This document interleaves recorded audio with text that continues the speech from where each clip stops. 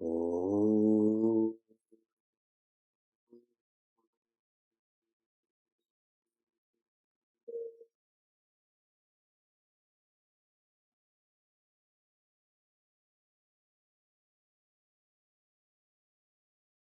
Oh.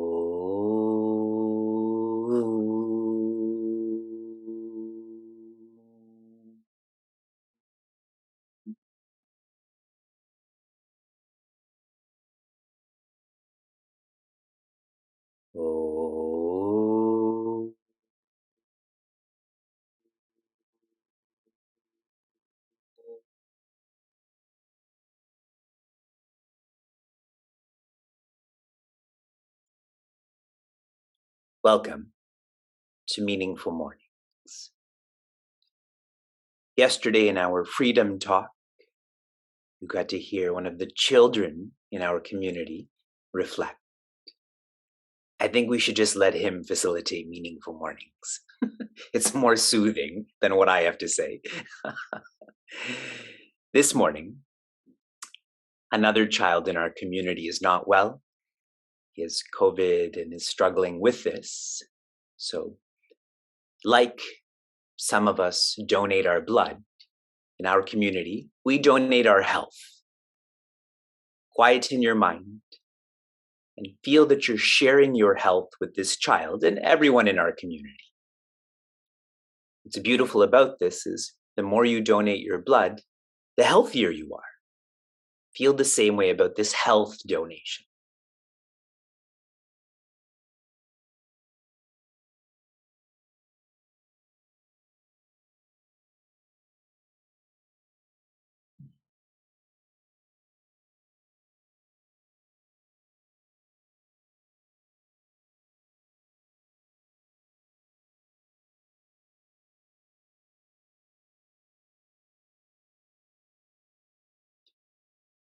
Sahana Vavatu. May we all be safe. Infinity is being. Infinity cannot do otherwise. The individuality is doing. The notions of deservership and doership. In chapter 4, we had navigated the portion of Bhagavad Gita on avatara. Do you all remember that? A very important portion of Bhagavad Gita. The individual, the one who feels they're the doer, they reincarnate. In terms of a verb, they fall. They fall from their potential. They have fallen from infinity. In comparison, infinity doesn't reincarnate, but rather incarnates. Incarnates as divinity, like a Sri Krishna. Divinity does not fall from infinity, rather descends from infinity. The individuality has forgotten infinity, so they've fallen. Whereas divinity knows infinity and the individuality, so they descend due to karuna, which is compassion. Try to visualize this. If someone has fallen into a well, the one who comes to help, do they fall into that well also? They descend into that well. That's how they can help. In verse 15, we explored a comparison between animals, jantu, and humans, manava. The one who is instinctive, they have thoughts. These thoughts are not directed, they are not deliberate. We experience this with stress and frustration. Thoughts, thoughts, thoughts, but there's no purpose to them. That is like being an animal. Jandava. And for one who's instinctive, when one is descending into this well, they feel that they've fallen, so they have no relationship with the one who's coming to help them. Whereas those who are intentional, they don't have thoughts, they're thinking. There's a direction, a deliberation. That's what is special about being a human. And so, when they feel that infinity is descending through divinity, they follow. They don't reject that help, they follow that help. Those who do follow, who are they? What happens to them is shared in verse 16. Jnanena tu tadajnanam yesham nashitam atmanaha tesham adityavajnanam prakashayati tatparam. Jnanena, by knowledge, tu, indeed, tat ajnanam. Ignorance is known. That is the first quarter. Shri Krishna is sharing beautiful poetry. In verse 15, he shares, ignorance covers knowledge. In this verse, it's the opposite. Knowledge exposes ignorance. Shared in a more relative way, if you know ignorance, what happens to ignorance? There is no ignorance then. Making this even more relative, if you know an illusion, what happens? You stop feeling deluded, rather, this becomes entertaining. Think of a carnival, think of an optical illusion, it's fun. Making this even more relative, when you know the relative, if there is a relative, there must be an absolute. That should bring such confidence in our lives that there is a relative. Yesham, it is by this knowledge exposing ignorance, nashitam atmanaha, this exposure of ignorance, for those people, they feel atmanaha. They feel who they are. They feel they are not the individuality, they feel they are infinity. Their right attitude expressed through right actions and now refined with less expectations and less ego has now helped them to feel the right Atman. Wrong Atman, ego. Right Atman, spirit.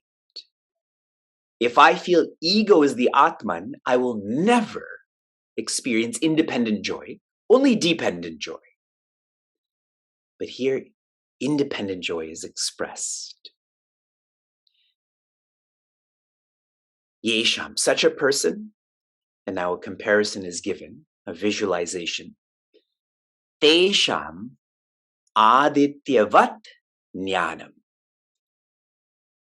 for those who have exposed ignorance, who know the right Atman, their knowledge is like the sun. Their knowledge is like the sun. How to reflect on this? The waking state, the dream state, and the sleep state are all mutually exclusive. If I'm awake, I can't be sleeping. And I know many of you try to disprove that through your experience and through your intellection, but think of this in a more black and white way. I had a dream last night about someone who was drowning in a pool, and fortunately they were saved. And when I woke up, then I wasn't dreaming. And when I was dreaming, I wasn't awake. They're mutually exclusive.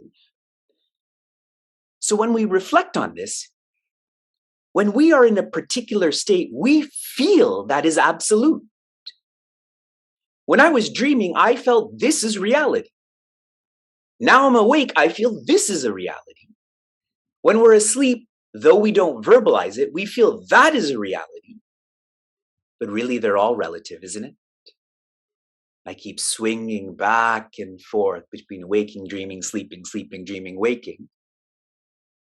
Our reflection on this should be, if I keep disproving myself that I feel this is absolute, but actually it's relative, then there's a fine possibility that there is an absolute. That there is more than the waking, dreaming, sleeping. We are perpetually disproving ourselves. Why are we so egotistical and adamant that this is reality? This is reality. In Srimad Bhagavatam, a recent message we came across was, Shraddhaya Dharayet. With faith, contemplate on these teachings. If you do, prakashayati tatparam. For the one who's exposed ignorance, their knowledge is like the sun.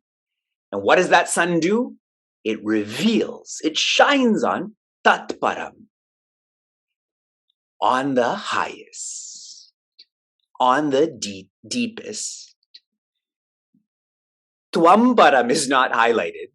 You are not being indicated. Tat. Tat meaning the absolute. How many of you were part of silence culture yesterday? How I hammered the point Tat. See how this is being shared in Bhagavad Gita.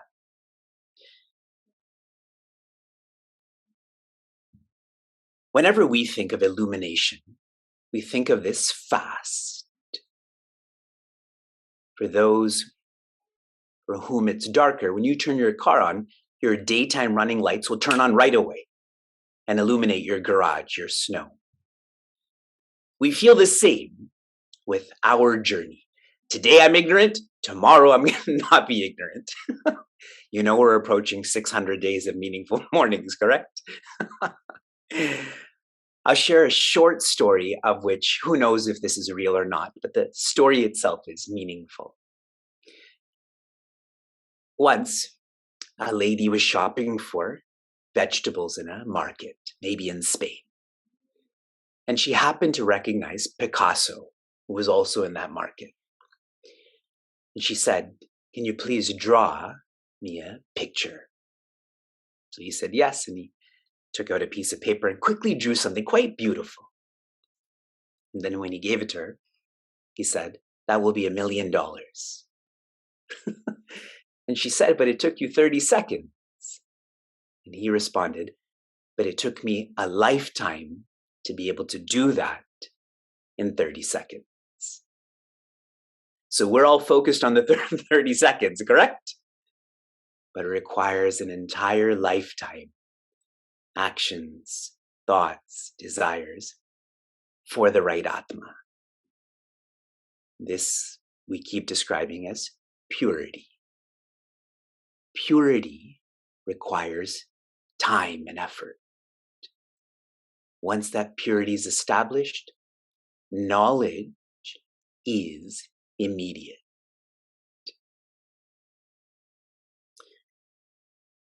From inspiration to application, your recent application was to reflect on the reflections of your community. Your aunts and uncles, your sisters and brothers, your daughters and sons. I used to travel a whole lot. I remember counting one year being outside of Canada for 240 days. I thought they're going to cancel my citizenship. And after we would have retreats and we would leave, I would sense from everyone there a sadness that they're not going to see their co-seekers. They're not going to be in satsang. Knowing that I can't travel right now and many of you can't or are choosing not to, I'm trying for us not to feel this sadness. That's why there are really now countless opportunities to be in this community. And our website, which I often spell out as SIGHT, is such a community where you can feel another person and never feel that sadness that I'm not with them. I'm not in this satsang. Keep using our website as your resource. It is your community when you can't see a person. Your application for this morning, on our website, I want you to go to Vedanta in Bhagavata. It is a course, Vedanta in Bhagavata. In yesterday's class, I shared with everyone my favorite chapter of the entire Bhagavata. There are 18,000 verses, and I zoomed in on 28. What those are on our website, and our team is great. They've already published, as in it's uploaded on our YouTube channel, yesterday's class. So I want you to listen to the video, and I want you to practice the Ram, the reflection adventure of the month. These are beautiful verses to reflect upon. Shanti, Shanti, Shantihi. Be safe, be sound, be serene, be happiness.